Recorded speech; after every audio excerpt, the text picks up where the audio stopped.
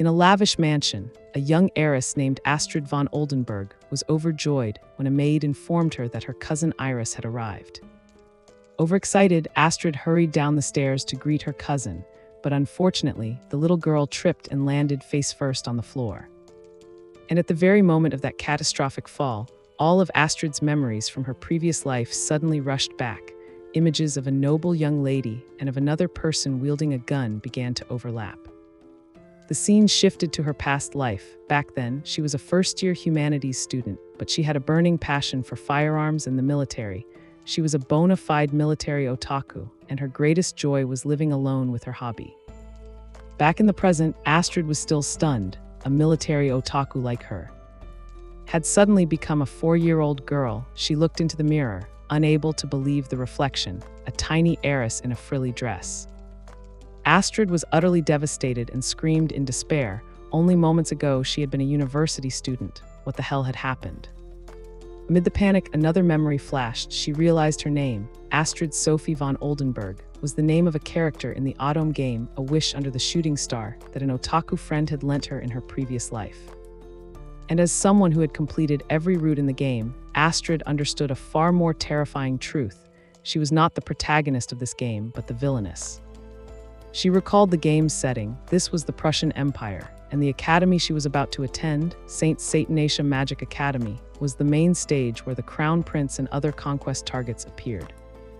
And she remembered her role in the game. She, Astrid, was the villainess who constantly bullied the gentle heroine, calling her a thieving cat and scolding her, telling the lowly heroine not to dare approach the princes. Those actions of Astrid's were always discovered by one of the conquest targets. He would appear and block her. Then in front of the heroine, he would expose every crime Astrid had committed, from swapping the heroine's lunch for bell peppers to placing a safety pin in her shoe. In the end, he would declare he would seize her assets and exile her from the country. That was the tragic fate awaiting her. While the heroine achieved a happy ending with the conquest target, Astrid, the obstructing villainess, would always be punished and fall into misery, no matter which path she chose in the game. My life is over, that is what an ordinary person would think. But Astrid was not ordinary. With a radiant smile and the spirit of a military otaku, she declared her life motto, always move forward. Astrid realized this was a fantasy world of swords and magic. She inherently had enough magical talent to compete with the heroine, so she just needed to train her magic to surpass others and reverse that terrible ending. And to do that, she needed the knowledge from her previous life. The image of her past life self practicing shooting returned, reinforcing her determination. She possessed a vast store of knowledge about modern weapons, from guns to attack helicopters like the AH-1S Cobra and the AH-64D Apache longbow. In a world where such monsters posed a threat, the power of ordinary swords and magic had limits. As far as Astrid knew, there was no magic or weapon in this world that could match the power of modern weaponry. So the plan was clear. She would develop her magical skills early, combine them with modern weapon technology, and destroy the terrible fate awaiting her. An emergency brainstorming conference took place. The chair, Astrid's military otaku self, put it to a vote. All her other chibai selves unanimously agreed. The future policy was decided. And so 4-year-old Astrid set her life goals. First, never neglect training her magical talent. Second, ensure the successful integration of magic into modern weaponry. Third, avoid actions that could lead to a terrible fate. And finally, even if her family were dissolved, she must have the skills to save herself. As long as she could do these things, she'd be fine. But immediately after making that resolution, perhaps from overthinking, her 4-year-old body couldn't take it. Astrid caught a severe cold and was bedridden for 7 days, her soul nearly leaving her body. After 7 days of high fever, she finally woke up in her room. What a wonderful sleep. Waking refreshed, Astrid sprang out of bed and declared, "I'm different from the Astrid in the story. No matter what, I won't end up in that terrible fate."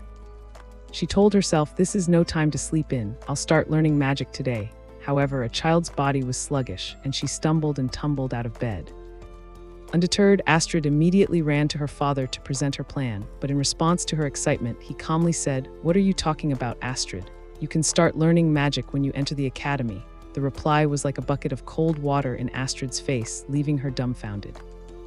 The faint hope that had been kindled was extinguished. Astrid collapsed into despair. Wait until academy entry. But by then it would be too late, father. Our protagonist is Astrid Sophie von Oldenburg, a 4-year-old young lady. This adorable girl carries the memories of a military otaku and realizes she's in a game world where she's destined for a tragic ending. Refusing to accept fate, Astrid is determined to change the future. She realizes the key is learning magic, so she runs to find her father, Duke Paul Hans von Oldenburg, head of the family. And thus, the villainous Astrid's survival plan officially begins. She is secretly reading a magic book, preparing for the important conversation with her father. Astrid's father, a nobleman and the Minister of Foreign Affairs, is reading in the library. Astrid tiptoes in and speaks up, saying she has a request. Astrid deploys her signature move, the angelic smile. No father could refuse his daughter's request, but behind that cute face is a calculating grin. With the brightest smile she can muster, Astrid voices her wish. I really want to learn magic, father. However, Duke von Oldenburg is not easily persuaded. He says they've already discussed it. Astrid can study magic at the academy, but for now she must focus on learning etiquette. The angelic expression has no effect. Astrid forces a smile, but immediately formulates plan B in her head. She won't give up that easily. Astrid immediately switches to reasoning. She holds up 3 fingers and begins to present 3 major benefits if she can start learning magic now. She begins with the first argument. A young lady who is perfectly versed in etiquette but poor academically would be a shame for the family. Therefore, learning magic is a way to cultivate knowledge and avoid that fate. She continues to paint a picture that at the academy she will excel, becoming an honor student admired by all. Duke von Oldenburg must admit his daughter has a point. Astrid presents the second argument. Her reputation will spread among the nobility, and thereby her father's influence at court will increase. The Duke is deeply moved, tearing up as he thinks his little daughter is considering his future. Meanwhile, Astrid smirks inwardly, knowing the plan is about to succeed. Astrid delivers the decisive blow. She reminds her father of her innate magical talent, which was confirmed the moment she was born. The scene shifts to the past. The day Astrid was born, the Duke had a mage come to measure the newborn's mana. And the result astonished everyone present. Astrid's mana was extraordinarily huge, far beyond that of a normal child. Back in the present, Astrid proclaims boldly that if this talent is honed now, she could not only become a great mage, but even the royal mage, saving the empire from peril. She paints a glorious future for the family, saying she could heal the royal family if they were wounded, but in her mind she imagines recreating munitions and blowing enemies away. Faced with these irrefutable arguments, Duke von Oldenburg is completely persuaded. Immediately, he hires a professional tutor. That tutor is Kaller von Rangel. Overjoyed at the plan's success, Astrid runs to embrace her father. Wasting no time, Astrid's first private lesson begins shortly after. Sitting across from his young pupil, Master Kaller gets straight to the point. Miss Astrid, do you know magic is divided into 2 main types? Master Kaller begins explaining the first type. Elemental magic, for example, water magic can create water. Astrid looks bored and asks if it can create anything besides water. Master Kaller replies that any liquid can be summoned. He mentions a colleague researching how to create a flammable black liquid. Hearing this, Astrid immediately thinks of petroleum and smiles with ambition. Next, Master Kaller introduces blood magic, a type of magic that acts directly on the human body. Astrid instantly thinks of using it to manipulate the brain. The innocent child asks whether blood magic can be used to enhance the body. Master Kaller confirms that knights and adventurers often use blood magic to enhance the body. It is a power that can both heal and harm a person. After consideration, Astrid decides to start with elemental magic. She believes blood magic has too many unknowns, while elemental magic has been more thoroughly studied and would serve as a better foundation for her goal of recreating modern weapons. After the theory portion, the two of them go out to the yard to practice. Master Kaller instructs Astrid to begin by summoning a water spirit, asking her to focus and vividly imagine the image of water. Astrid begins to concentrate. She understands that magic is simulation. With knowledge from her previous life, she thinks not only of ordinary water, but also of a well, a teapot, and the chemical formula H2O. This is the moment Astrid first displays her power after reincarnation. and the result will be revealed in the next part. As soon as she focuses, a massive surge of magical energy erupts. The power is so strong it lifts Astrid off the ground, signaling that something extraordinary is about to happen. Witnessing the unprecedented scene, Master Kalar can only shout in horror, ordering Astrid to stop before her power spirals out of control. The result of the first spell is a gigantic spherical mass of water, perfect and hovering before Astrid. Even she is astonished by her achievement. Astrid begins to panic, not knowing what to do with the huge water mass. Master Kalar is equally flustered and hurriedly tells her to stop thinking about water and imagine void to dispel the magic. When the water mass disappears, Astrid finally realizes how the magic works. Still astonished, Master Kalar explains that because she is so talented, her casting time is extremely fast, whereas ordinary people need more time. Pleased by the praise, Astrid is happy, but she quietly thinks this magic is still insufficient for building modern weapons. Meanwhile, Master Kalar suggests they move on to summoning a fire spirit, and Astrid eagerly agrees. This time, when focusing on the image of fire, the military otaku in Astrid resurfaces. She envisions bombers carpet-bombing a city, creating terrifying explosions. The result is a raging sea of fire that engulfs Astrid. The power is so tremendous that Master Kalar hastily dodges and once again yells for her to stop. The flames leave a scorch mark on the roof. Master Kalar, his face drained of color, says that even a battle mage would need years of practice to produce such a fire in a first lesson. After nearly destroying the garden twice, they cautiously move on to the wind spirit. But again, the image of wind in Astrid's mind is an attack helicopter and a jet fighter. However, in contrast to the eruptions of water and fire, this time the result is only a weak breeze. Astrid's face goes blank, completely puzzled as to why wind magic failed so miserably. Still, Master Kalar notes that she has grasped the basics of all three spirits. When Astrid asks about the weak wind power, he explains that control depends on imagination and will be discussed further later. For now, they will continue with the final element. Finally, they come to the earth spirit. Master Kalar suggests she try to create something with a definite shape. Astrid suddenly realizes why the wind magic failed.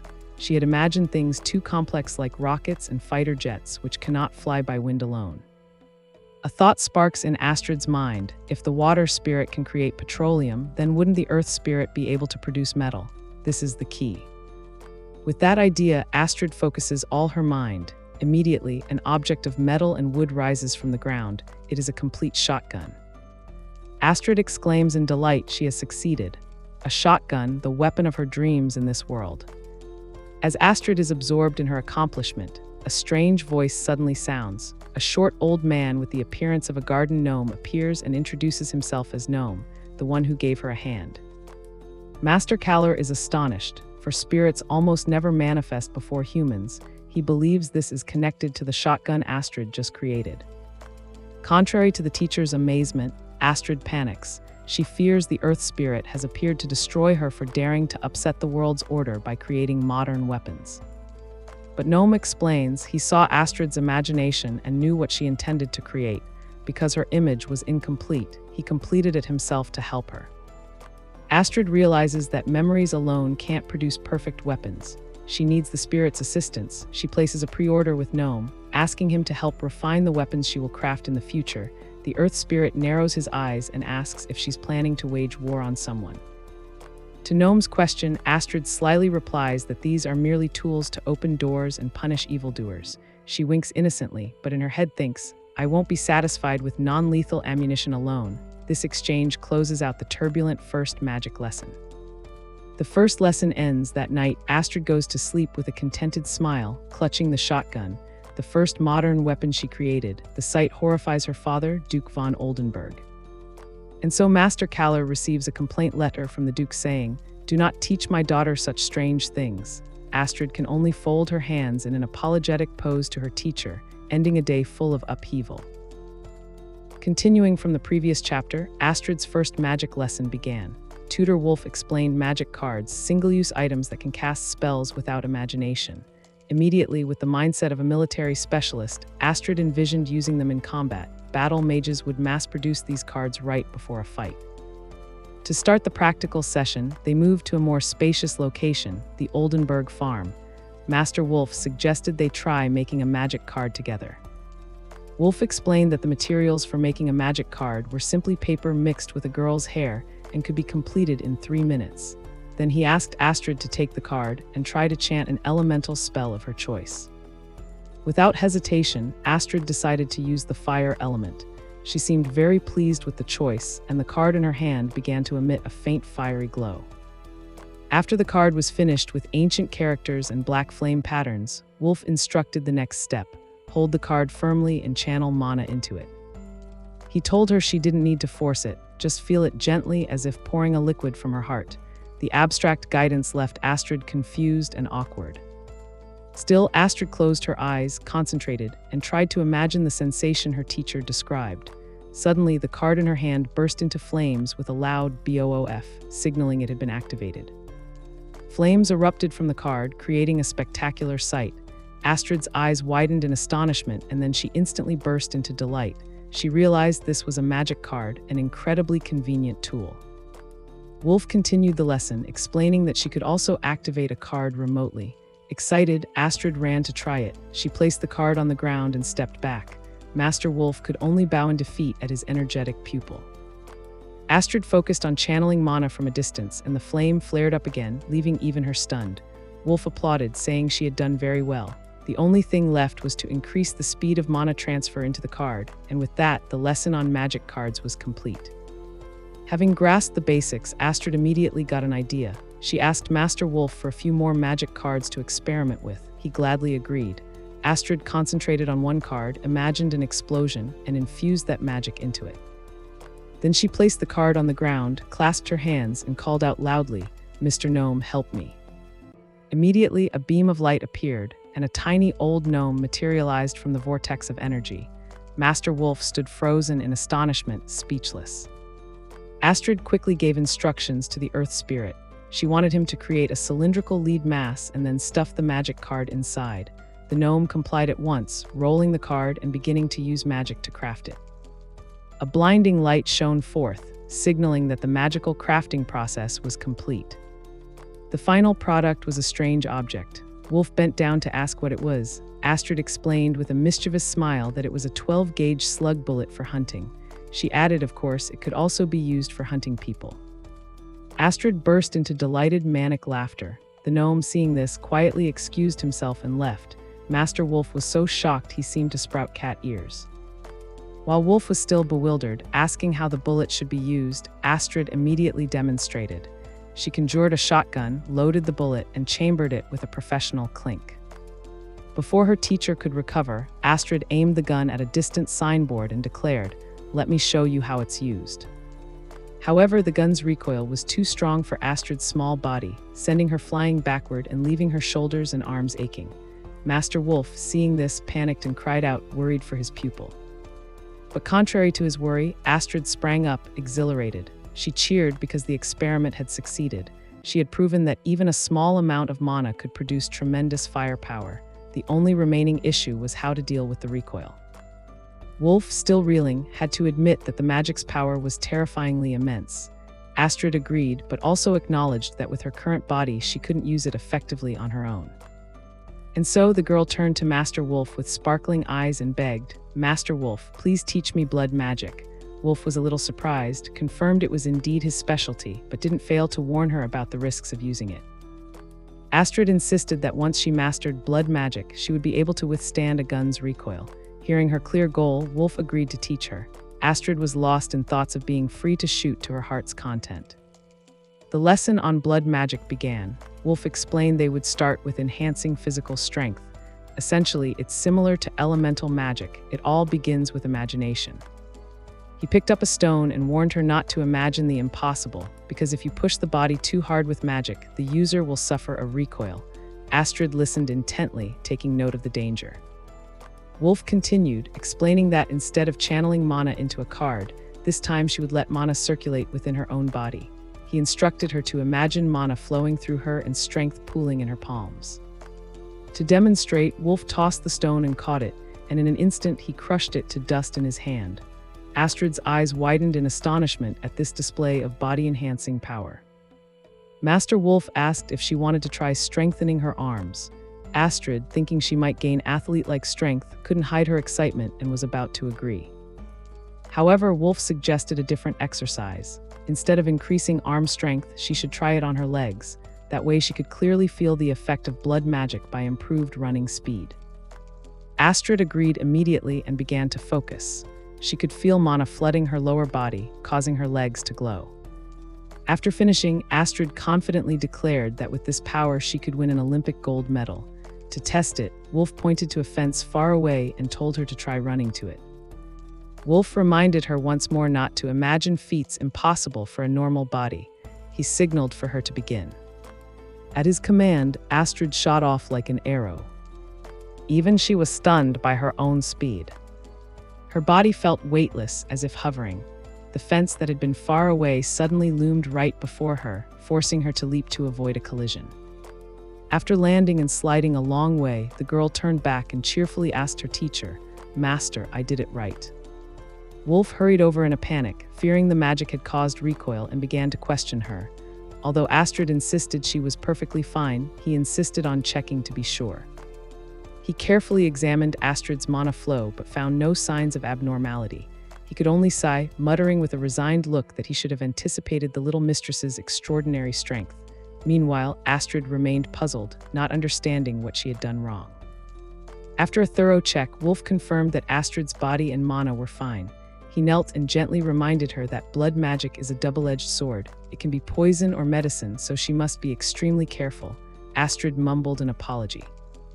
Wolf smiled and said they would practice blood magic more after she finished adjusting her mana. Hearing that, Astrid brightened up immediately and slyly asked if they could train her upper body next.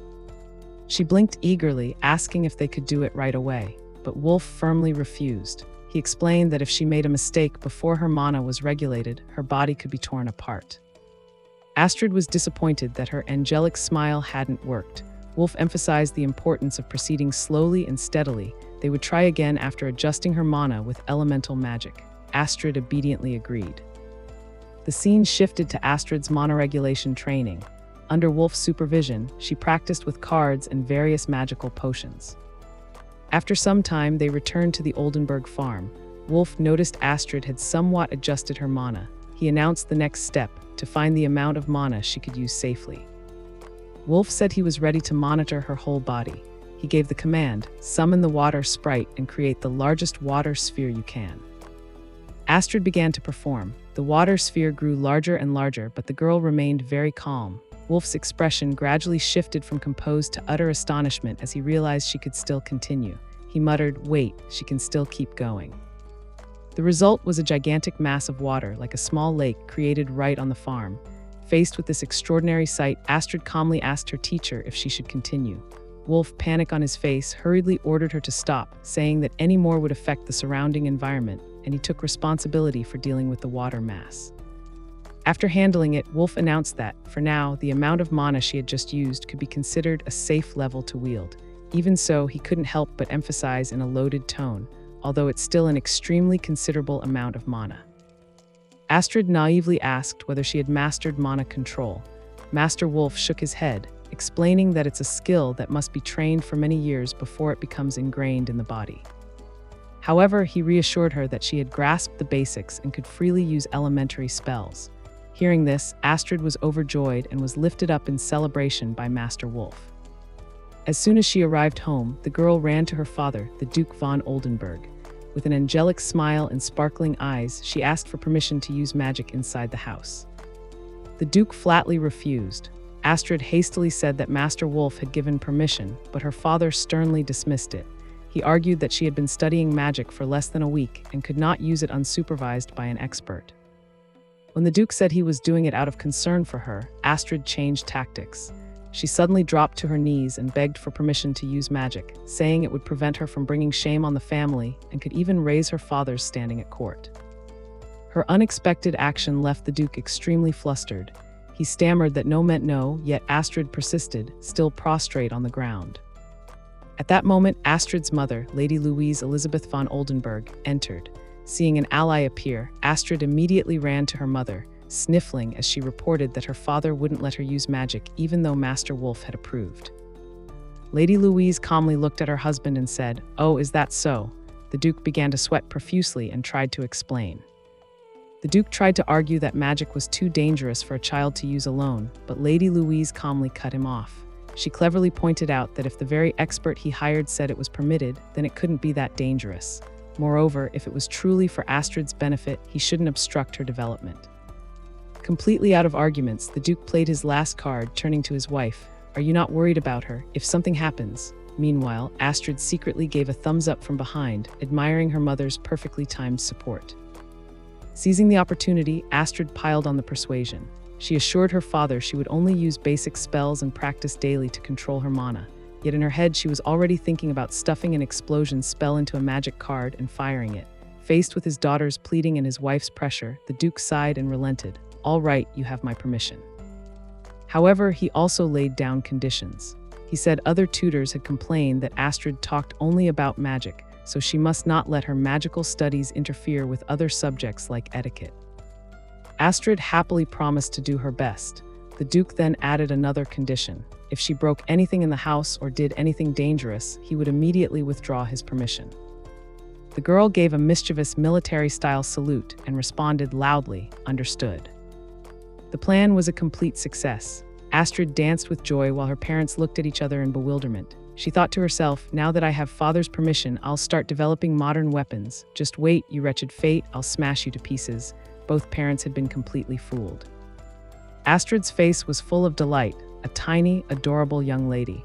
She squealed with happiness because she had finally succeeded in making what she had long wished for. And here was the source of that joy, a 9mm automatic pistol. With the knowledge of a military otaku from her previous life, Astrid had turned this world's magic into a modern weapon. Astrid looked incredibly cool with her weapon. She thought holding the gun tilted to one side would reduce accuracy, but because it looked so awesome, she decided to do it anyway. To test the new weapon, Astrid set up several straw scarecrows in the garden as targets. She quickly took aim and fired at one of them. Immediately, a loud bang rang out as the first shot was fired. Astrid's face showed intense concentration on the shot. The bullet lodged straight into the scarecrow's head. Overjoyed, Astrid shouted with delight. She had successfully used blood magic to steady herself against the gun's recoil and made an extremely accurate shot. Astrid fondled the pistol, proud that Wolf Sensei's class had taught her to control the flow of mana to fix issues with the cartridge box and magazine. For a more thorough test, Astrid decided to keep firing. She continuously unleashed rounds at the poor scarecrow, subjecting it to numerous bullets. Each bullet was fired, and the casings were ejected and scattered, falling to the ground and quickly piling into a large heap. After a series of shots, the gun finally clicked, signaling it was out of ammo. Astrid realized she had fired all the rounds she had painstakingly made the night before. Though a bit regretful, she felt extremely satisfied and ended the test. After the shooting test, Astrid realized the pistol's firepower was insufficient. She decided this gun would be a secondary weapon and that she would need a more powerful primary weapon.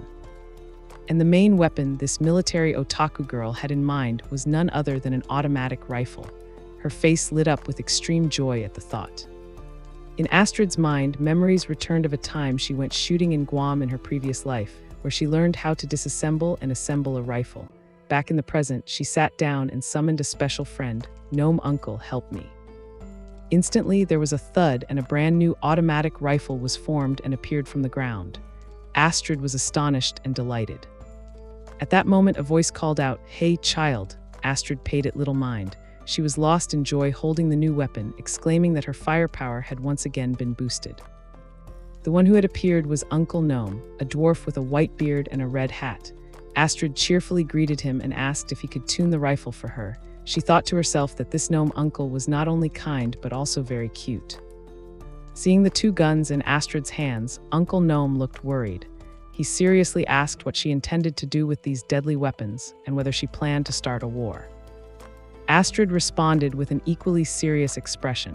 She said that if it could be called a war, then yes, but it wasn't a conflict between nations, it was a personal-level battle. Then she suddenly changed into boxing attire, humorously declaring that this was a life-or-death fight against the fate that awaited her. Though the act seemed odd, her eyes showed determination and she wasn't joking. Astrid tried to explain her dire circumstances, being thrown into a game world and turned into the female villain. Though Uncle Gnome couldn't understand and just scratched his head in confusion, he still sensed the iron resolve in her words. Uncle Gnome said he didn't hate making machines, but weapons that kill were another matter. He sternly warned Astrid that her weapons should be used only by her and must never be analyzed by others. Uncle Gnome explained that the powers of the nations were balanced, which was why their kings did not wage war. Astrid promised to keep the technology secret. Hearing this, Uncle Gnome cheerfully left, calling her the little girl who makes strange things. He added that if the kings obtained her weapons, they would upset that balance. Astrid solemnly introduced herself and declared that this power belonged to her alone. The scene shifted to the formal blood magic lesson. Astrid spun happily and landed lightly, as if testing her body's enhanced strength. Her tutor, Master Wolf, applauded in approval. He praised Astrid for doing very well, calling her an extraordinary child. Afterward, the two sat down to talk. Astrid asked Master Wolf whether blood magic could be used for many other things. Astrid explained that she wasn't interested in applications like healing wounds or breaking someone's spirit. What she truly wanted to learn was how to improve her own reflexes. A flashback appeared, illustrating breaking the spirit. A swordsman was collapsing into despair, unwilling to fight anymore because he had killed so many. A teammate seeing this said to the others to let her handle it. The girl stepped forward, placed her hand on the collapsing swordsman's forehead, and began using a type of mind-affecting magic. Under the spell's influence, the swordsman's vacant eyes gradually regained focus.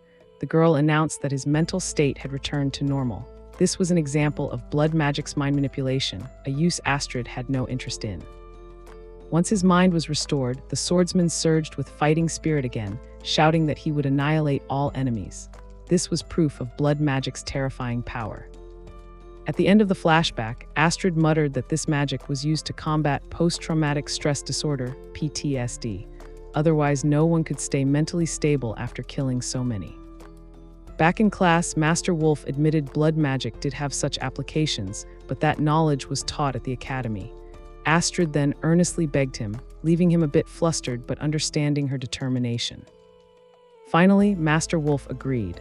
He began the lesson by asking Astrid to use blood magic to observe her body's condition so she could see how spells affected her physiology. Astrid thought it was like a monitoring screen. She hadn't expected the world to have progressed so far. Master Wolf continued to guide her to breathe lightly and spread mana throughout her body. Almost immediately, Astrid succeeded. Master Wolf asked her to confirm whether there were any irregularities in the mana flow. Astrid closed her eyes, focused, and replied that she didn't feel anything particularly abnormal. Master Wolf continued instructing her to maintain the mana flow and pay attention to each part of the body, from limbs to the brain, to sense whether everything was functioning normally. And then Astrid did it. She sensed every part of her body, from her intestines and heart to her brain. She cried out with joy at being able to perceive her entire body in such detail. Master Wolf was extremely pleased with Astrid's extraordinary control. He believed she was ready for the next step and decided to teach her how to improve her reflexes. Astrid's heart raced with excitement as she listened intently to every word. Master Wolf gave the most important instruction. He told her to focus on the continuous flow of mana through her body and then speed it up. This was the key to achieving the superhuman reflex speed Astrid desired. Astrid immediately understood. Essentially, she just needed to accelerate signal transmission across her nerves. At that moment, an object whizzed past her face at incredible speed. And here was the result. Astrid gleefully flaunted her feet. She had caught a hawker dragonfly with her bare hands, a creature that can fly up to 7 meters per second. While Astrid innocently asked Master Wolf whether controlling the brain was difficult, her teacher stood frozen. He was utterly shocked, muttering that the brain still held many mysteries and that manipulating it was extremely dangerous. Seeing her teacher impressed, Astrid seized the opportunity. She excitedly asked him to bring her advanced blood magic books next time. Master Wolf, still in awe, agreed. However, Master Wolf also reminded Astrid that at home she was only allowed to practice strengthening her limbs. Astrid cheerfully agreed, but she already had other plans in mind. She thought she'd go on a hunting trip tonight. Master Wolf really did spoil her. Cut to an empty lot where young Astrid and her maid are preparing for a shooting party. The maid is setting up a straw scarecrow, and Astrid excitedly runs over to set up another one. Astrid, beaming with pride and delight, boasts about the weapons she'll be testing this time: a shotgun and an automatic rifle. She even has an optical sight ready to attach later. The maid anxiously asks the young lady if that's safe. Astrid immediately replies, "Of course," as she deftly loads a magazine into the rifle. With a rifle almost as big as she is, Astrid explains professionally that it will be safe as long as the muzzle isn't pointed at any companions. Astrid shouts, "Boost physical power," to prepare. She announces she's about to start, then points the gun straight at the scarecrow. Behind her, the maid clasps her hands in worry. A "pam" sounds as the bullet leaves the barrel and slams into the scarecrow's head with a powerful paff. "Awesome," Astrid yells in joy. She decides to boost her physical power again and switches the rifle to automatic fire. With an excited, almost manic look, Astrid screams, "Hit it!" She wants to see how long her 4-year-old body can handle the recoil of an automatic rifle. Immediately, a non-stop RATATATATA begins. The barrage creates a chaotic scene. The maid screams in fear while the scarecrow is blasted to pieces. In stark contrast, Astrid is reveling in it and cries out, "Wonderful." After the automatic burst, the ground around Astrid is littered with spent casings. She stands there, her long hair flying behind her after letting loose a barrage. Astrid is immensely proud of her achievement. Her strength controlled the recoil that even trained soldiers couldn't manage, with 20 of 29 shots hitting the target. She gleefully proclaims that blood magic and her gun are wonderful. The maid rushes over to ask if the young lady is hurt. Astrid, fondling her gun, replies she's only a little disappointed it doesn't smell of gunpowder, otherwise there's nothing to complain about. Astrid reassures the maid she's fine and apologizes for scaring her. When asked if she'll continue, she excitedly declares the next will be the shotgun and asks the maid to endure a bit longer. While preparing the shotgun, Astrid mumbles about where to aim. She knows even a non-lethal rubber slug can be deadly if it hits the wrong place. Suddenly, an idea occurs to her. At that moment, a group of men on horseback appears in the distance. The scar-faced leader looks toward Astrid and taunts her, calling her a little noble's daughter. The disrespect enrages Astrid, and she growls. The maid immediately recognizes them as cattle thieves plotting to raid the Duke's farm. She panics and urges the young lady to flee quickly because they are dangerous. Contrary to the maid's fear, Astrid is utterly calm. She reassures her not to worry and says she'll handle them. Then she chambers around in the shotgun and steps forward alone to face the raiders. The thieves' leader sneers. He looks at the girl and the gun in her hands and mocks it as a noble child's toy, calling her the brave little lady. He doesn't realize the danger right in front of him. Astrid calmly declares she's here to stop them from stealing her family's cattle. Hearing her say, "My family," the leader scoffs, deriding the so-called authority of a duke's daughter as he prepares to order his men forward. Astrid yells that she is the daughter of Duke Oldenburg and will protect the family's livestock.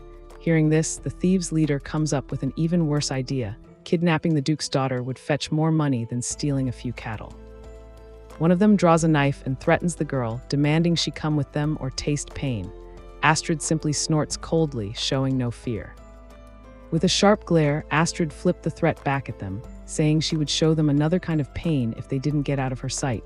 This was Astrid's first real battle at just 4 years old. The leader called her insolent. He declared he would kidnap her to demand a huge ransom from the Duke, and immediately lunged forward to grab the girl. But Astrid was ready.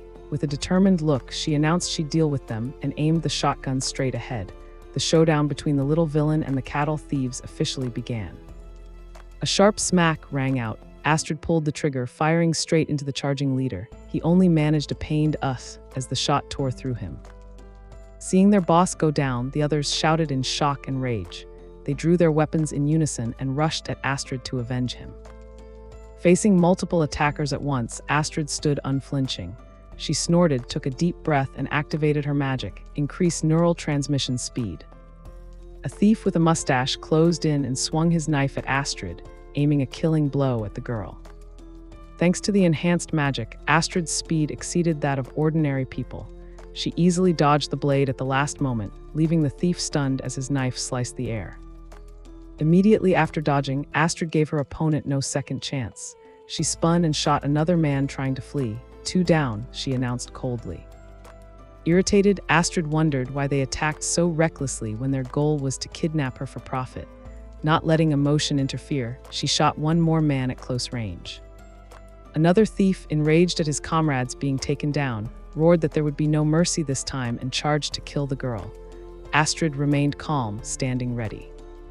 After taking down another, Astrid looked at the remaining men and tauntingly asked, "Do you want to continue, or will you surrender obediently?" Infuriated by Astrid's attitude, one of the remaining men cursed and launched a high kick toward the girl. But Astrid quickly countered. She spun, slammed the butt of her gun into his groin with a crushing blow, contorting his face in pain. The struck thief collapsed where he stood. Horrified, the other man screamed that he couldn't fight a monster like her and turned to flee. Astrid muttered a cutting joke, wondering if the man's gender had changed after that hit.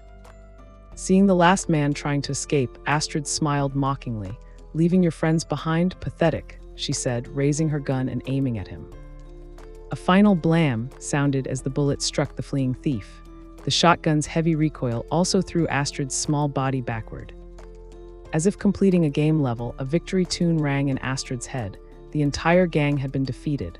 She quickly stood up, flashed a V sign, and winked mischievously to celebrate her first victory. After the fight, Astrid securely tied all the thieves together. She ordered her maid to take these idiots and their wagon back to the manor.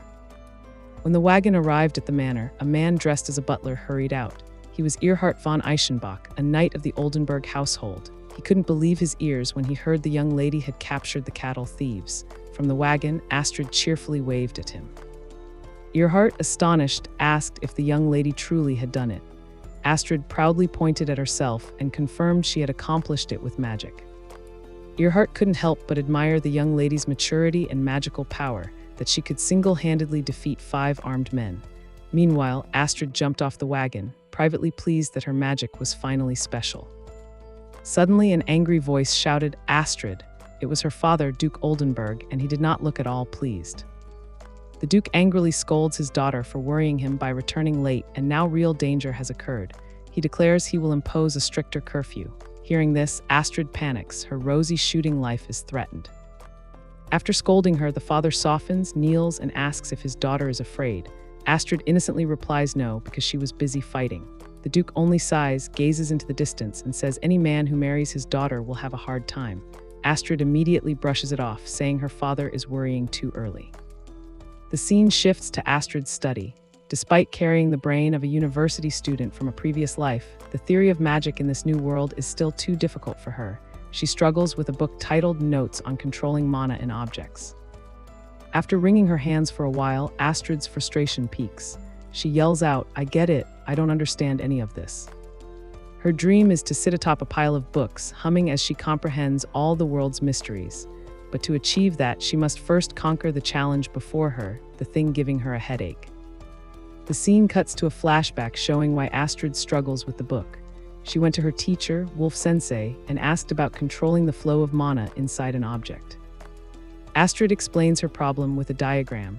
Currently, each time she wants to fire, she must channel mana into the firing pin. It's hard to regulate and risks an accidental discharge. What she wants is to control mana so it flows only to the firing pin and the bullet in the chamber precisely. Wolf Sensei explains that it's not impossible.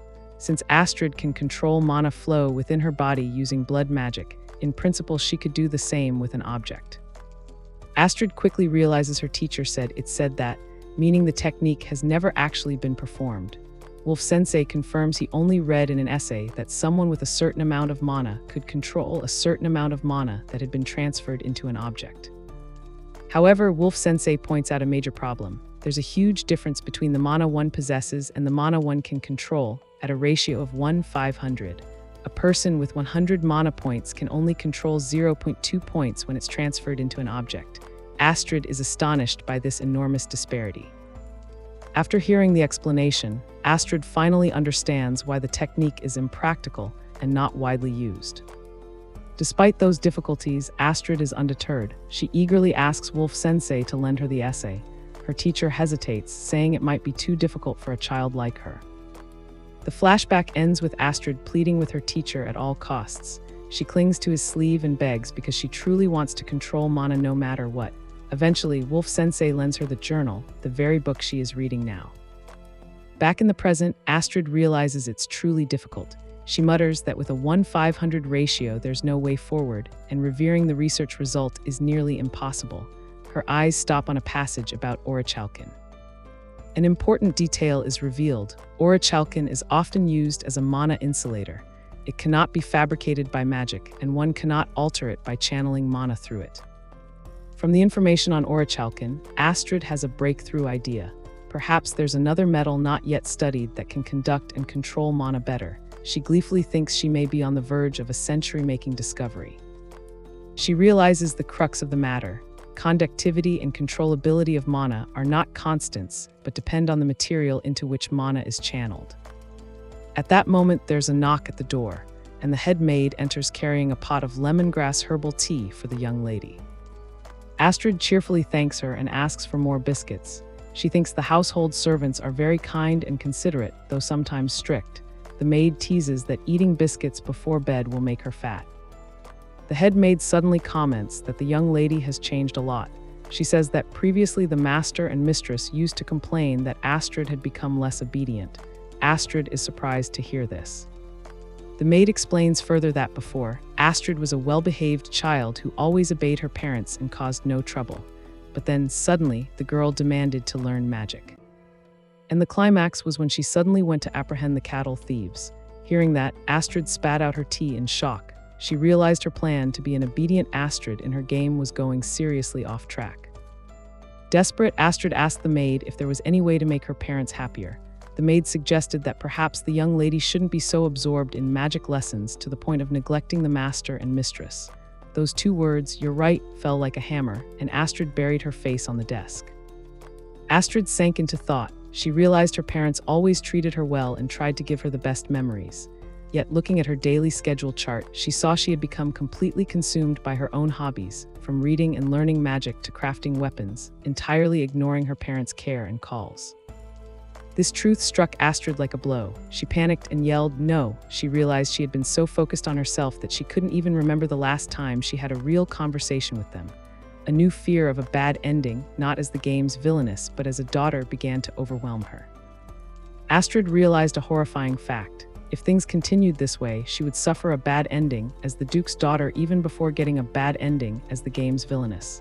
Worse, if she were kicked out of the house, she wouldn't be able to continue studying with Wolf Sensei or attend school. Still face down on the desk, Astrid told herself she had to do something. The head maid stood nearby and calmly agreed, yes, the young lady must do something. Reinvigorated, Astrid sprang up with resolute determination. She declared she would change herself starting tomorrow, all to please her father and mother. The head maid happily cheered on her young mistress. The maid gently suggested she should start today since it was already past midnight, but it was too late. After a long, tumultuous day, the girl was exhausted and fell asleep at her study desk. The 4-year-old villainess slipped into sleep, closing out a stormy day. At the family dining table, Astrid von Oldenburg, with an adorably pleading face, called out to her father. She was giving her all to play the role of a helpless little daughter to carry out a plan. Contrary to her expectations, her father, Paul von Oldenburg, was stern. He suspected his daughter was about to make some selfish demand related to magic. Astrid hurriedly explained that it had nothing to do with magic, it was about him and mother. Astrid watched her parents' reactions silently. Her father, Paul, seemed somewhat interested. Meanwhile, her mother kept her usual enigmatic smile, making Astrid unable to guess what she was thinking and even feeling a little unsettled. Astrid began her speech. She said that recently, because her parents had been preoccupied with magic and had invited Master Wolf to teach, she had neglected something important to herself. She bowed her head, feigning shame and blaming herself for focusing too much on magic and not spending time talking with her parents. Hearing this, Paul visibly brightened. Astrid thought to herself that her father was simple-minded, while her mother continued to smile inscrutably. After the preliminaries, Astrid sealed the deal with her brightest, most adorable eyes. She expressed a wish to spend time with her parents on the upcoming day off to make up for the lost time. Paul said he planned to go hunting with the ministers on the next day off. At the mention of hunting, Astrid's eyes lit up. She seized the opportunity and asked her father to let her come along. Astrid excitedly boasted that she knew survival skills and could do everything from preparing to bury the prey. Slightly taken aback by his daughter's words but seeing her determination, Paul agreed. In the end, the hunting trip was decided. Paul indulgently said he'd prepare a horse for Astrid, and she could pick one herself. Astrid was overjoyed that her plan to win her father's favor had succeeded. Thus, the first task to prepare for the hunt was to choose a suitable horse.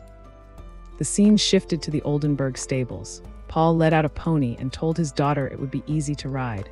However, judging by Astrid's expression, she didn't look pleased with this horse. As expected, the unruly horse tried to throw her off.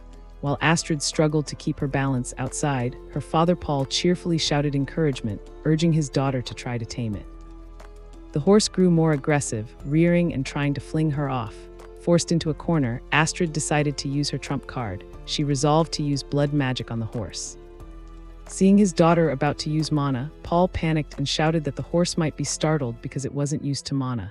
But it was too late, the horse bolted. Astrid shouted back in annoyance, asking why he hadn't warned her sooner.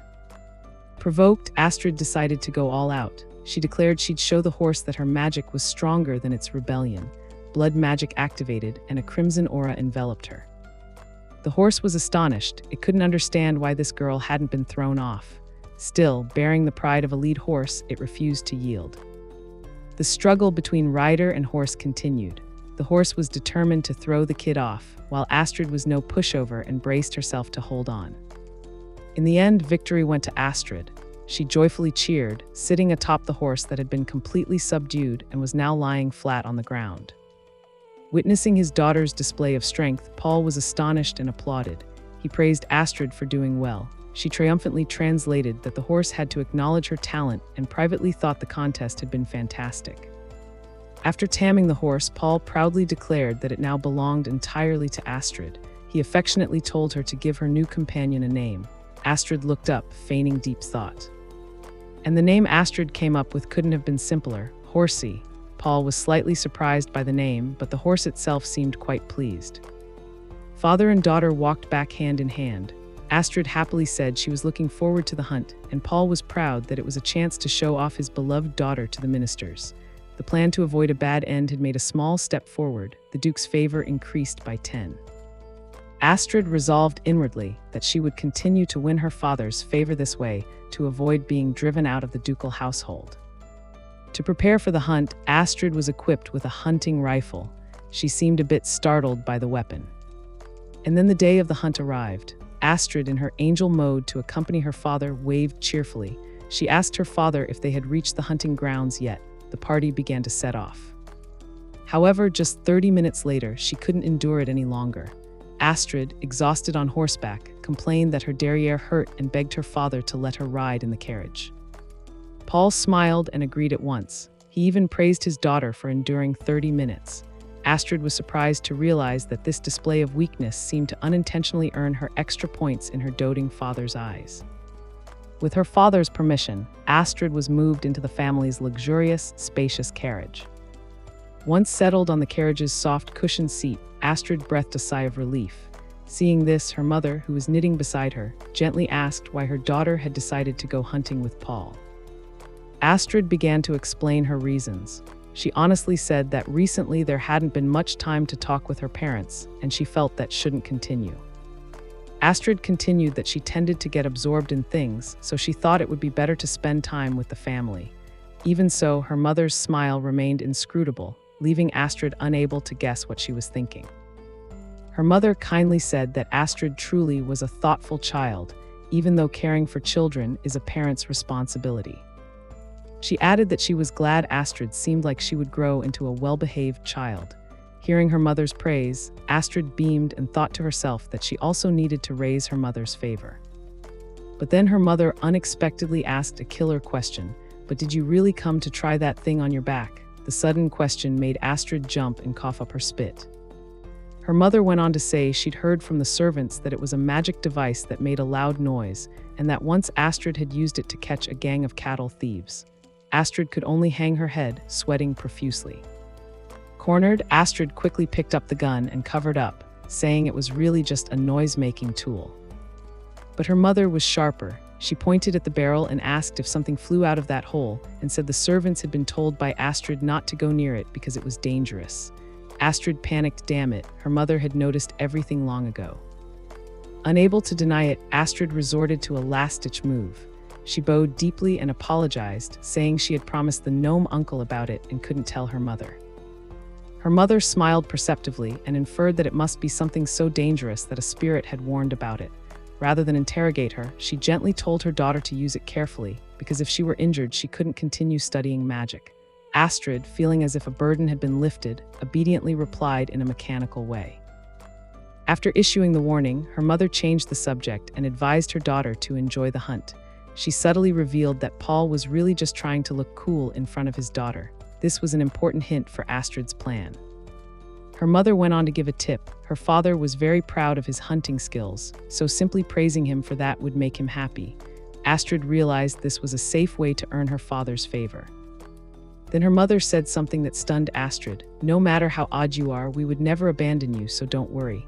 Astrid was speechless. Her mother had seen through her fear of being cast out. She could only mumble thanks and thought her mother frightening. Her mother gently explained that although she lacked magical talent, she had far more life experience than Astrid. Completely won over by her mother's empathy and reason, Astrid admired her and asked if one day she could become like her. She advised her daughter to pursue magical knowledge with confidence, but reminded her that life is short and learning how to interact with people can also bring great value. Her mother affectionately stroked Astrid's head, comforting her that she was a good girl and would surely make friends with like-minded people at the academy. Astrid felt warmth from her mother. Astrid realized her world would expand once she entered the academy. She resolved to find a friend who shared her interest in magic to study with. Her mother laughed and said she was so much like Paul, both of them were easy to read. When the conversation ended, Astrid admitted she was terrible at hiding her feelings. She thought to herself that a woman like her mother was wonderful. No matter the world, her mother understood her best, and Astrid would never be able to outmatch her. The party arrived at the hunting grounds. Paul met with other nobles, including Astrid's tutor, Wolf von Vrangel. They greeted each other and remarked that it was a fine day for hunting. Paul proudly introduced his daughter to his noble companions. One of them noticed he had brought his family along. Paul boasted that his daughter Astrid had asked to join, and although only 4 years old, she already looked every bit a young lady. The other nobles were astonished to see little Miss Astrid so interested in hunting. Paul laughed heartily and assured them he'd keep a careful eye on his daughter. While Astrid sighed inwardly at her father's excitement, her presence seemed to delight the other nobles. The other nobles were pleased to have a young participant. They complained that their sons and daughters only liked dresses and parties and had refused invitations to hunt. By the way, one noble mentioned that Astrid had begun studying magic. He recognized her tutor as Wolf von Vrangel, a very talented man. Paul was immensely proud, and Astrid politely thanked her teacher. The tutor turned and asked Astrid Chan how far she'd progressed in her magic studies. Astrid nonchalantly listed a string of achievements. She had completed mana control and the 4 elements, learned blood magic to enhance her body and perform simple healing, and was currently researching mana flow within objects. All the nobles gaped in amazement. One man couldn't believe his ears. The tutor exclaimed that was knowledge far beyond secondary school level, it's at the bachelor's level. Paul took the moment to puff up with pride, boasting that his daughter's mana was remarkable. A younger noble clarified that mana control and the 4 elements are usually taught over 4 years from elementary through middle school. Blood magic is only taught from the 2nd level, and the topic Astrid was researching belonged to a doctoral program. Her talent was truly unbelievable. Astrid innocently credited Master Wolf's excellent teaching. The tutor, as head of the court mages, joyfully declared Astrid a prodigy of the century and insisted she must become a court mage in the future. At that, Paul suddenly shouted angrily, insisting that was the one thing he would never allow his daughter to become. Despite other nobles trying to explain that court mages are pillars of the empire, Paul firmly dismissed it. Astrid stood by completely bewildered, unable to understand why her father opposed such a desirable career. Astrid tried to apply the reasoning from her previous life. Court mages who contribute to the nation's development, aren't they the elite? So why did her father oppose it so vehemently? She couldn't fathom his logic. Paul finally revealed the reason. He believed court mages were lower-ranking nobles, and he wanted his daughter to marry someone from a prestigious family. Astrid at last understood. Her father wanted her to have a good marriage. Just then, a noble casually mentioned he'd heard that Prince Friedrich was about to enroll at the academy. At the sound of that name, Astrid's face drained of color. The noble confirmed the prince would be in the same class as Astrid. Astrid was completely stunned. One of the causes of her future ruin was now about to become a classmate. No way. Panicked, Astrid hurriedly asked the nobles if it was possible to skip grades at the academy. With her magic abilities, she was confident she could do that to avoid the prince. Indeed, if she didn't want to be with him, she could just run away. Astrid mentally sketched a plan. She'd run far away and let Friedrich be happy with the heroine. But one noble dashed her hopes.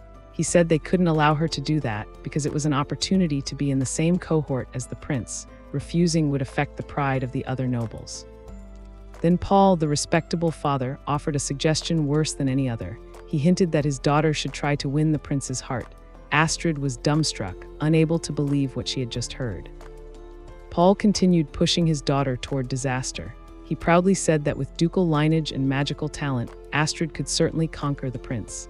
Astrid could only scream inside, begging her father not to steer her toward a bad ending. To change the subject, someone suggested they begin the hunt. Perhaps they'd catch a bear, but it seemed no one had their heart in it anymore. The bad ending flag had been raised in an unexpected place, ending Astrid's eventful day. Continuing from the previous chapter, Astrid's family is on a hunting trip in the forest. Her father, Paul, explains that this is a prosperous and safe forest because adventurers have cleared out the monsters. Hearing this, Astrid is very excited, thinking she can hunt to her heart's content. But she has a different plan in mind. Astrid quietly thinks this is a good opportunity to sneak off and test some of the bullets she crafted herself, since the place is supposedly safe. She flashes a mischievous smile, revealing that her true intent is not so simple. Paul begins instructing his daughter on how to use the hunting weapon. He picks up a crossbow and shows Astrid how to ready it for shooting. She watches attentively, confirming that they will use the crossbow for the hunt. Paul continues, explaining that drawing the string requires considerable strength and could be a challenge for a child. Astrid looks at her father, thinking that if she flatters him a little, he'll happily do it for her. Immediately, Astrid heaps praise on her father. Just as she predicted, Paul is pleased and agrees to help. While he struggles with the crossbow, Astrid inwardly revels in having earned extra affection so easily. After being helped, Astrid obediently thanks her father. Paul, with a gentle expression, points at his daughter and reassures her that hunting is difficult, but he will always keep an eye on her, so there is no need to worry. After preparations, the party presses deeper into the forest. The hunting dogs eagerly run ahead, leading the way for the official start of the hunt. After a while, Paul asks his daughter if she is tired.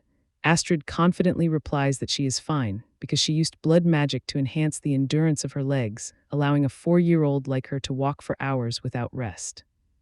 Hearing that, the professor accompanying them is astonished. He asks to confirm whether Astrid can use blood magic at her age, and she answers, yes, adding that it was the most basic thing Master Wolf taught her. As they walk, Astrid drifts into her own thoughts. She silently wishes that with the continual praise from the royal chief mage, he might make an exception and let her skip a grade. At the same time, the hunting dogs ahead become alert, one baring its teeth as if it has smelled something. As expected, the hounds have found prey. A large herd of deer appears among the thickets. The party immediately takes up their positions to prepare. However, Astrid's mind is not filled with the excitement of the hunt. With the mindset of a military strategist, she immediately analyzes. The army of this country must be using this crossbow. If I have to face them later, I need to know what the safe firing range is. Paul signals everyone to advance. The hunting group, with Astrid toward the rear, raises their crossbows and cautiously moves toward the deer. Arrows streak through the air. One of the deer is hit and collapses. Astrid, though only observing, can't help but exclaim in amazement and excitement. Everyone cheers, someone praises, "Nice shot, Paul." Yet Astrid runs to the prey, proudly declaring it hers, despite her crossbow lying abandoned on the ground. Outwardly, Astrid applauds and praises her father lavishly, but inwardly she curses. She realizes this crossbow is terrible compared to guns. It has no sight, and the bolts are too easily deflected by the wind. Astrid continues her cold analysis. The effective range of this crossbow is only about 40 meters. For an amateur like her, that distance is impossible, but her father and his friends can manage it. Then she breaks into a sly smile. She's confident that with her rifles she could easily take them down from 300 to 400 meters. In this weapons face-off, she declares to herself, I win. Paul happens to hear his daughter mumble, I win, and curiously asks. Caught, Astrid is startled and quickly backtracks, saying she only meant she'd win if she mastered the crossbow. Paul suspects nothing and cheerfully offers to personally teach her the tricks. Astrid immediately becomes enthusiastic and gladly accepts. For her, learning a few extra tips is never wasted, and she already loves using weapons. It's a great opportunity to hone her skills. After her father teaches her, Astrid applies what she learned and successfully hunts a rabbit. Paul praises his daughter, saying they'll have rabbit stew for dinner. Astrid happily replies that it's thanks to her father's instruction.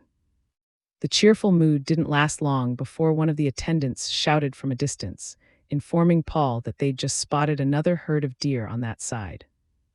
Before them stood a magnificent stag with an impressive set of antlers. Its appearance immediately drew the hunter's attention, and everyone hoped to claim it.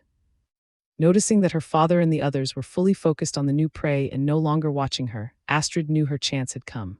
She whispered, "Let's go," grabbed her gun, and ran off to carry out her secret plan, testing the new ammunition. With her body enhanced by blood magic, Astrid sprinted through the forest. She was searching for a suitable target to test her weapon. However, after a while of searching, Astrid still couldn't find any prey. Just as she began to feel disappointed, she spotted something in the distance. The sight stunned Astrid. A giant griffon, the mythical creature with the head of an eagle and the body of a lion, stood towering in the forest. The griffon, a monster with a lion's body and an eagle's head, is an extremely fierce creature that preys on horses and even humans. Its presence here was a deadly threat, completely unexpected. Astrid couldn't understand it. Why would such a high-level monster appear in a forest considered safe? While still bewildered, she suddenly heard a weak, desperate voice coming from the creature. "I'm not tasty, I'm serious." The sound seemed to come from something clutched in the griffon's talons. To see more clearly, Astrid used blood magic to enhance her vision. She made out a tiny creature held in the griffon's talons. It was a sprite, and it was screaming in despair, "I told you Blau isn't tasty." Astrid immediately recognized it as a legendary sprite. She saw the pitiful little being shouting and struggling weakly. The sprite Blau had also seen Astrid from afar. Grasping at a lifeline, Blau shouted, "Hey, you, save me!" Blau's cry drew the griffon's attention. It turned and glared at Astrid threateningly.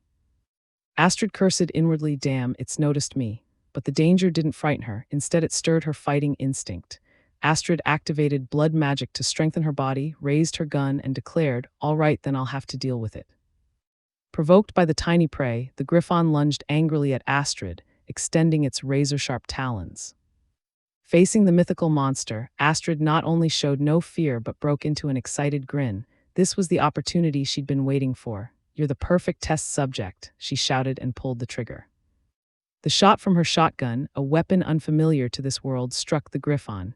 It let out a piercing roar of pain and surprise, then staggered back a few steps. Astrid calmly assessed the result. "Still not dead, seems I shouldn't aim for the head." She smirked confidently, preparing for the next shot. Wounded and enraged, the griffon roared and shot up into the sky, flinging the sprite Blau aside. After gaining altitude, it folded its wings and dove like an arrow, pouring all its power into a deadly plunge aimed straight at Astrid. But Astrid did not waver. She stood her ground, leveled the barrel at the charging beast, and snarled, "Take another one of these." One more shot. Astrid fired her second shot as the griffon dove. The forceful blast struck the creature's chest at point-blank range. Hit squarely, the giant griffon wobbled and then crashed to the ground. It appeared to be gravely wounded. Astrid smirked. She wanted to say it was down, but didn't want to jinx it. Meanwhile, the sprite Blau slowly flew down and poked the creature with its staff to check it. After confirming it was safe, Astrid turned to the rescued sprite and asked, "Are you all right?" The small sprite, still shaken, replied that it had been saved thanks to the human girl. But then the sprite looked extremely surprised and asked, "A human girl can see me?"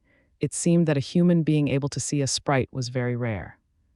Blau explains that only certain monster species and humans with special talent can see sprites.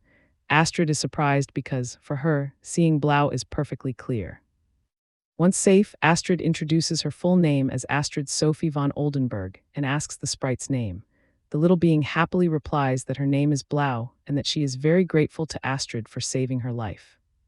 Finding it strange, Astrid asks why such a tiny creature like Blau was pursued by the griffon. Blau sadly explains that sprites contain a large amount of mana, and monsters know this, so they often try to eat them to increase their power. Hearing that eating sprites can increase mana, Astrid has a dark thought. She looks at Blau with the same gaze the Griffon used earlier and asks, "By the way, how tasty are you?" Startled and frightened, Blau screams. Astrid quickly reassures her that she's only joking and asks what abilities Blau has. After recovering, Blau eagerly offers to sign a contract, saying that it will bring many benefits to Astrid. Their conversation is cut short by Paul's anxious call from afar. "Astrid, where are you?" Knowing her father has noticed her absence, Astrid tells Blau she can't sign the contract right now. Blau pleads to come along, promising to wait until Astrid has permission from the adults. Hearing her father's voice, Astrid rushes out, hiding Blau behind her, and answers. Paul appears with a worried expression. Astrid quietly breathes a sigh of relief that her father didn't discover the Griffon's carcass. While Paul scolds her for wandering off on her own, Astrid laments the loss of the affection points she'd worked hard to accumulate. Once the group gathers, Astrid explains that she found a sprite in the forest. Blau shyly peeks out. Master Wolf guesses that this sprite is wind elemental, and Blau confirms it. Paul is skeptical because he can't see anything. Master Wolf believes there really is a sprite, it's just that they lack the talent to see it. At that moment, Blau innocently begins to tell the whole truth, of course, because Astrid saved Blau from a gry. Before Blau can finish the word Griffon, Astrid panics, grabs her, and clamps a hand over her mouth to stop her from saying any more. Quick thinking, Astrid makes up another story to cover it up. She says she saw Blau hovering in the woods and that after giving her some biscuit, the sprite stuck to her. Meanwhile, she still holds Blau tightly and mentally scolds, "Useless sprite, read the room." However, Master Wolf, as the chief mage, is very excited by this discovery. He says sprites are excellent companions for mages and enthusiastically encourages Astrid to form a contract with Blau. With permission granted, Astrid teases Master Wolf, asking whether signing a contract with this thing is safe, whether it will take her life or shorten her lifespan. Struck to the core, Master Wolf is left speechless. Seeing this, Astrid turns to Blau and agrees. "All right, let's form the contract." The formal signing ritual begins. Blau hovers before Astrid in a halo of magical light and intones the ancient vow. "I, Blau of the Cartpert Woods, and you, Astrid, shall together form a soul-binding contract." Blau closes her eyes and states the final condition to complete the pact. "Accept the oath with a kiss, or close your eyes if you wish to refuse." Astrid hesitates a little. A soul-binding contract sounds frightening, but then she reasons that sprites are good companions for mages, so she accepts. She gently places a kiss on Blau's forehead. As soon as the kiss ends, the contract is established. Blau immediately bows and respectfully calls Astrid master. Astrid happily welcomes her new companion. From now on, they will journey together. Witnessing the scene, Master Wolf kneels in admiration and tells Paul that Astrid was born to become a great court mage. Hearing this, Paul panics and shouts in German, "No, my daughter must become a good bride." The scene shifts to dinner at the Oldenburgs. Paul recounts that a Griffon carcass was found near where they hunted. Astrid's mother looks frightened, while the girl stays silent, watching and thinking. It seems Mother knows a lot.